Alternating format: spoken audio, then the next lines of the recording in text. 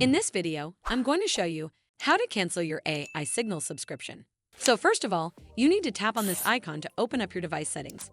Once you're on the settings screen, you need to tap on your Apple ID at the top of the screen. From here, you're simply going to choose the subscriptions option and then give it a moment to load. Over here, you'll then get a list of all of your active subscriptions, and underneath that are your expired ones as well. And you'll also see dates for when that next payment is due to be taken from your account. Next, tap on AI Signals under Active Subscription section. And then in here, you'll have the option to cancel subscription at the bottom of the screen. Simply tap on it, and a pop-up will come up that reads Confirm Cancellation. Then hit Confirm, and you'll not be charged anymore.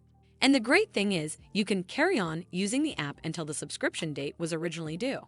Also, deleting the AI Signals app or your AI Signals account will not cancel your subscription, and subscriptions renew automatically unless you cancel your subscription manually on your own.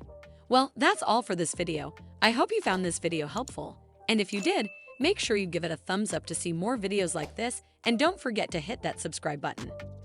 We'll see you in the next one.